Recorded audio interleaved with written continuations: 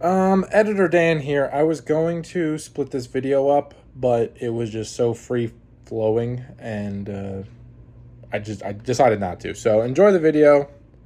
It's a little long, but hey, a lot of good information in there. I'll see you next time. How's it going, guys? Putting video today with one of the best players in my area, Chris Villa. He's not here yet, so I'm just warming up. But you got a lot of questions for putting, the most important part of the game. And I'm going to pick his brain and see what he thinks about it. Because he's got an interesting putting stroke. And he's over 1,000 rated. He's a very good player, so let's see what we got. All right, so I'm here with Chris Villa. Villa, not Villa. Villa. Because I can't putt right now, and he's the best player in the area. And I really wanted to pick his brain, and he said yes. So here he is, Team Westside captain, Mr. Do you go by Mr. USA now? No, I go by Chris, and that's totally fine. All right, Chris. Well, thank you for having me. I'm going to make you a better putter today, Dan. And stop me if you've heard this before. Putting is all mental. Disc golf is all mental. It's a cliche. So that's something that you hear veteran players say, newer players hear it. For me, when I first started playing, I'd hear a lot of veteran players kind of say, oh, it's all mental. But it wasn't until several years into me playing where that concept clicked with me. And I began to understand that it's something I can control and harness to make myself a better putter. Because when we talk about it's all mental, we're talking about confidence. Yep. So when your confidence is high, you make putts. When your confidence is low, you miss putts. So in my clinics, I train disc golfers on some techniques, how to boost your confidence and maintain that high confidence level during your round. Because we all know once you start to lose confidence, it's hard to get it back, right? So yeah. I feel that your confidence when it comes to putting is directly correlated to specifically what you're doing to warm up before your round. So let's say you have 30 minutes before you tee off. You get to the parking lot at the course, you grab your bag from the trunk. What are you doing for 30 minutes to warm up before your first tee shot? Usually I'm loosening my body, trying to figure out where that timing of my tee shots, and then I go and I practice like 15 footers. Not 30 footers, it's always 15. Because that's like the easy ones to make, and then I get that confidence, usually. So I try to go into the round confident, which is great, because I love that I am doing that part right. That's why I wanted him out here. Because if you're telling me what I'm doing is correct, that's huge. You are starting off on the right foot, because you notice with disc golf these days there's so many resources to enhance and improve each of the individual skills, forehand, backhand, rollers, distance. Anything you want to get better at, there's resources on YouTube and there's pro clinics. But the one thing our sport doesn't have is a consistent and uniform way for disc golfers to warm up, because every golfer does something a little different. So you'll see some guys go right to the first tee, they'll throw one tee shot and off they go for their round, no warm up. Other guys will go to the first tee, they'll throw every disc in their bag. Other guys will go over to the field and throw bombs. Some guys go to the practice basket. So I'm going to tell you how I warm up and specifically what I do to improve and increase my putting confidence before my round. My biggest piece of advice for warming up is every disc golfer should warm up in some manner. The first thing I think you should do when you get out of the car, before you even touch a disc and throw a disc, loosen up. Do a little light stretching, get the blood flowing, and get ready for that throwing motion. Let's assume we've done that, and now we're ready to grab some discs and do some throwing. The first thing I do when I get to the course, before I throw any shots from the tee, before I throw any drives in the field, I'm going right to the practice basket. I'm taking 2 putters, and I'm going to about 8 feet, and I'm going to drill that first shot right into the heart of the chains. So the first throw of the day for me, the first time I'm releasing a disc, it's going into the basket. And I recommend doing that before you throw off a tee or in the field or even have a catch in the parking lot with your buddy. So from about 8 feet, which is kind of where we're at from this practice basket right now, I'm just drilling a putt right in. Not only am I going to drill that first shot right in the center of the chains, I'm going to watch it go in. I'm going to listen to the sound, and I want my brain to really absorb that sensation. And I'm going to take those 2 putters back out of the basket, and then I'm going to go to 9 feet, and I'm going to drill those 2 putters in. And then 10 feet, and then 11, and then 12, and then 13 feet. And I'm going to spend 5, 10, or 15 minutes, like you said, not from 30 feet, but from about 15 feet, And in that 10 or 15 minute time span, I can make 50 putts. Yeah. And every single one of them goes in. Now, they're very short putts, but let's talk about tap-in putts, because during your round, we're going to have tap-in putts. In fact, we hope we have tap-in putts. We hope we have 18 of them and they're all for birdie. So it kind of makes sense to practice them. But I view confidence like a bank account. Every time you make a putt during your round, it's like a little deposit in your account, building it up. Every time you throw a good shot, another little deposit, increasing that confidence account, so to speak. Every time you miss a putt or throw a bad shot in your round, that's like a withdrawal, reducing your confidence account. So I want to have more deposits than withdrawals in my confidence account during my round to kind of withstand those inevitable mistakes and tree hits and missed putts I'm going to have during the round. And so if you think about a 14-foot putt during your round, basically a tap-in putt, even though it's a very short putt, it's going to give you a confidence deposit when you make it. Anytime you're throwing the disc and you hear the chains, that's a confidence deposit. It's the smallest one you're going to be able to get. But we've all missed those 14-foot putts in rounds, haven't we? When you miss a 14-foot putt, that's the biggest confidence withdrawal you can experience. Yeah. So during your round, if you miss a 40-foot putt, that shouldn't kill your confidence. But if you miss a 14-foot putt, that could be mentally devastating. And so it makes sense to practice those tap-in putts. So that's how I'm spending the first 10 or 15 minutes. I'm drilling putts in one after the other from a distance where I make every single one. And every one that goes in is a slight boost of my confidence. So when I hit the tee pad on hole one, putting, my mindset, I'm ready to go, I'm confident, and now I'm ready to make putts for my round. Okay. It's funny because like when I have a 15-footer and I make it, I'm not like confident. I'm just like, thank God I didn't embarrass myself. But I guess if I switch my mindset to be like, right on, like nailed it. Yeah. So I should be building confidence even over 15-footers. It's subconscious. Yeah. It's okay. Your confidence is also like a muscle, and it needs to be exercised. It needs to be worked out. So think about if you're lifting weights to build muscle mass in your body. There's certain muscles that respond better to less weight but more reps, and your confidence muscle is kind of like that. So that's why I warm up from a short distance. The distance doesn't matter. It's the quantity that matters, because even though it's subconscious, it's all affecting your confidence, whether you feel it or not, because your confidence level and your attitude are two separate things. You can have reduced or negative confidence. You could still have a positive attitude. You could still be in a good mood. So you're not necessarily throwing a tantrum and kicking your bag every time you miss a putt. But, you get that inevitable body language when you do miss a putt during a round, your shoulders slump a little, your head goes down, all those little confidence withdrawals eventually erode your confidence. And so building it up before the round and maintaining it during your round is going to help you make more putts. So it all starts at the practice basket before you tee off. And so I like to spend that 10 minutes just drilling in those shorties and making every single one of them. My odds of making a 30-foot putt on the first hole are better if I'm spending 10 minutes making 15-footers versus if I warm up from 30 feet and I'm missing half of them. That's not a good warm-up, and that's not good practice. All right. So now that we touched a little bit on the mental aspect of putting, talk a little bit about the physical next, okay? So I'll share with you my putting style and my putting form. Everybody putts different, even at the top level, on the Pro Tour. Some of the best putters in the world, they all use a different style. Any putting style can work if you practice it enough. So I'm going to share with you my putting style, my routine, my form, and what works for me. I'm not saying you need to do exactly what I do. I'm not saying you need to change exactly what you're doing. I'll just share with you what works for me. And if you can incorporate even one or two tidbits that improve your putting, I think that's great. That's all I want. It starts with, let's just use this basket here as an example. So let's say my disc is here. First thing I want to do is just mark my lie.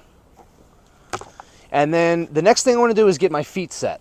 Now I'm a right-handed player, so I'm going to use my right foot, stand right behind my mini, and my approach to putting is similar to my approach for other aspects of my game, where I'm not focusing so much on what works for me. I am focusing on avoiding the things I know don't work for me. One of the things that does not work for me is a weight shift style of putt. A weight shift putt is a very The Emerson Keith horseshoe thing. Chris Clemens kind of has a similar putt. Two of the best putters in the world. Like I said, any style can work if you practice at it enough. It doesn't work for me because if you notice when you watch Emerson Keith putt, he's a great player and a great putter, but there's a lot of moving parts there, right? Yeah. So a weight shift style of putt is kind of defined by, you know, going on your back foot and then your front foot and creating this sort of propulsion from back to front that you can then use to propel your disc on that line. But a lot of the guys who use a weight shift style of putt also incorporate a lot of like bending down. And so if you see a guy like Emerson Keith kind of putt like this, think about all the moving parts of his body, all the joints that have to sort of operate in a particular sequence. Look, your feet, your ankles, your knees, Every joint, your pretty hips, it all has to fire in that precise timing. And if the timing of any of that sequence is off, you might miss your putt. So I know that for me, that just doesn't work. And I know that from years of trial and error. What defines my putt that works for me is I stand very upright and I don't move. I'm almost like a statue. The only part of my body that moves is going to be my arm, and I'm operating it basically like a lever. To achieve that, I'm using my right foot, putting all my weight on my right foot. My right knee is going to be straight. So straight, I'm actually locking it in place.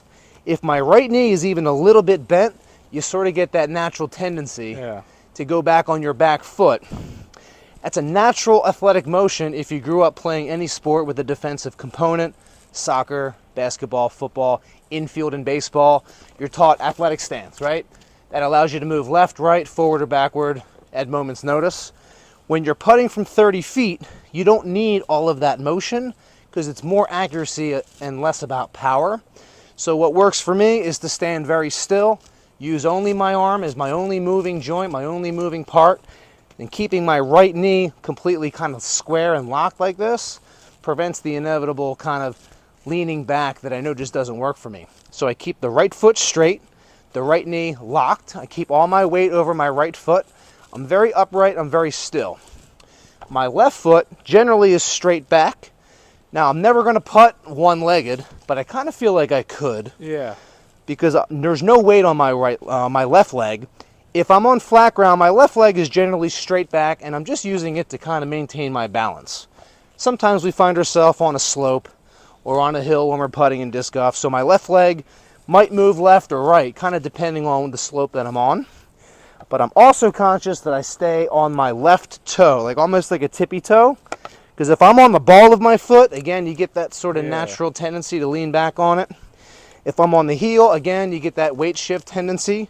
So by locking my right leg and keeping my left toe kind of like this, I'm like a pirate, like a peg leg. It's like a pirate putt. So this is the stance that's very comfortable for me. I feel like I could stand here all day. Yeah. You couldn't push me over.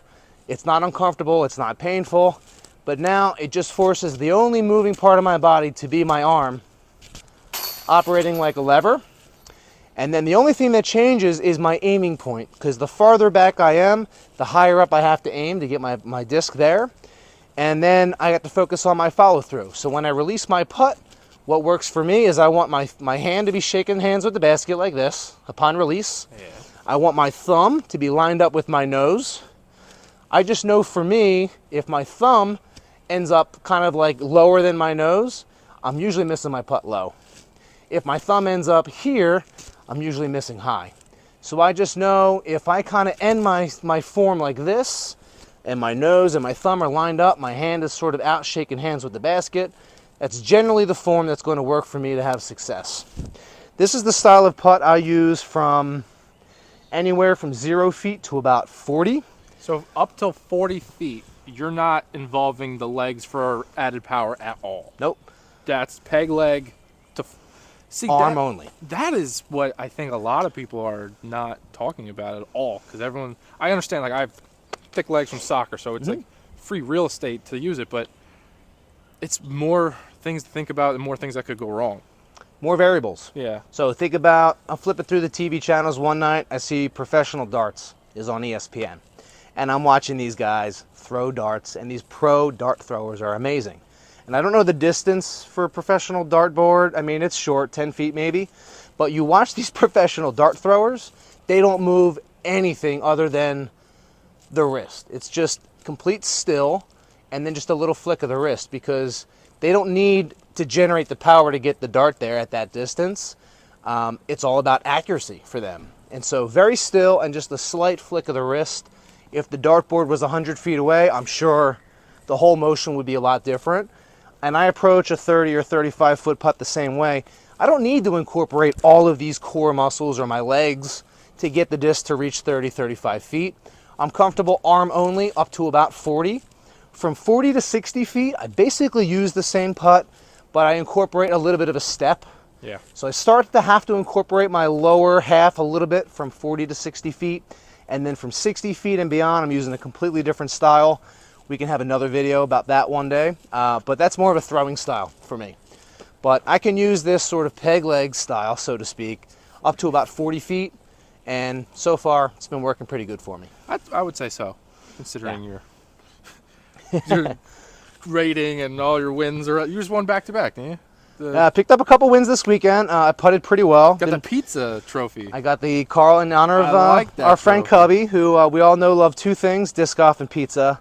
And if people who know Cubby and followed him on Facebook, he was a retired Navy guy, and every day he went and played disc golf, then he went and got some pizza for lunch, and he'd always post a selfie on Facebook at the course and then at the pizza spot. And so the Cubby tournament had these really cool pizza paddle trophies in honor of Cubby. Great. So I putted pretty well this weekend. I'm putting with the Latitude Hope.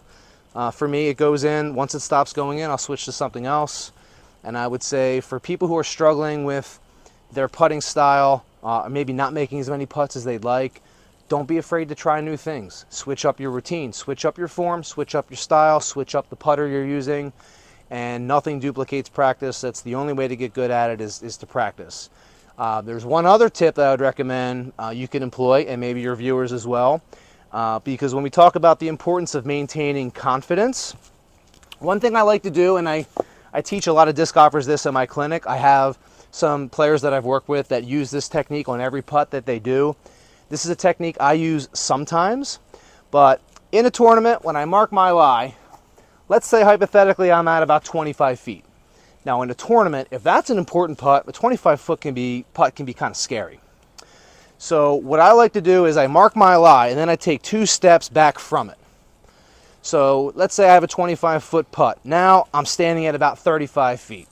And I'm just going to take a few seconds to really eye up the basket from this spot, almost as if I'm going to be putting from here. Just kind of get my mind focused on the size of the target, the height of the target, and maybe 4 or 5 seconds just locking in on it from right here.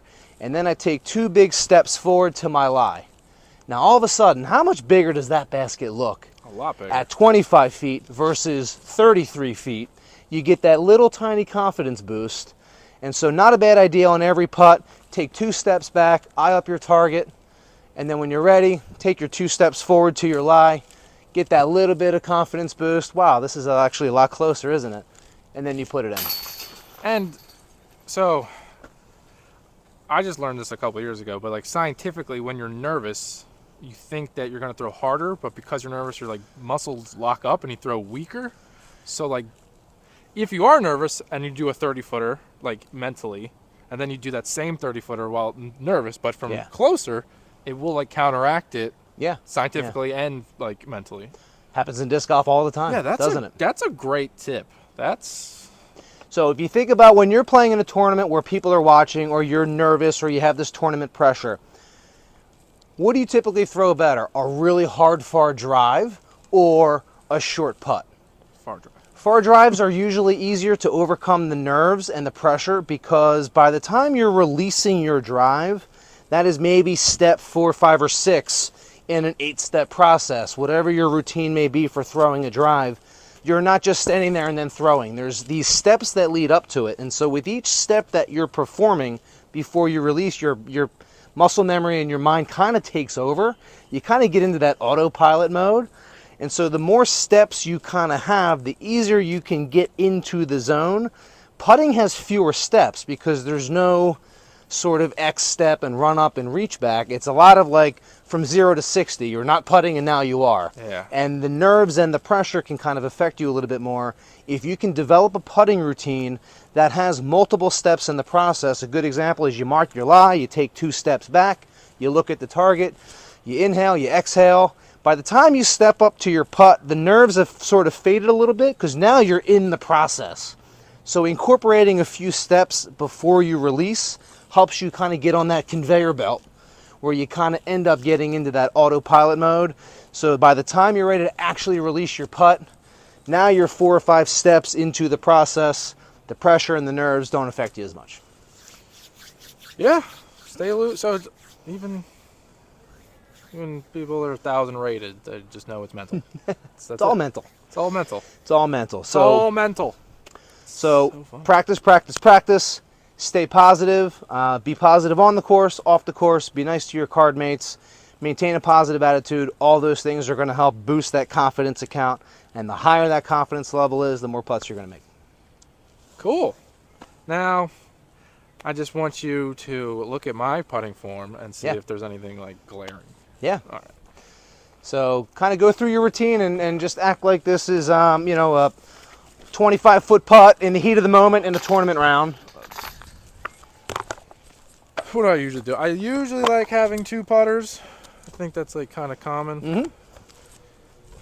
So I'll like step up, I'll breathe, I'll do this little thing. I like to line up that nose thing. I kind of like because like it really is shaking hands with the basket. And I used to go right leg, like nose down, Calvin Heimberg, put the pizza in the oven. But I could not generate enough power with the nose downness. And then I switched to more of like a Paul Macbeth kind of between the legs with the same finger pop. But again, the finger pops under pressure were not popping. Yeah.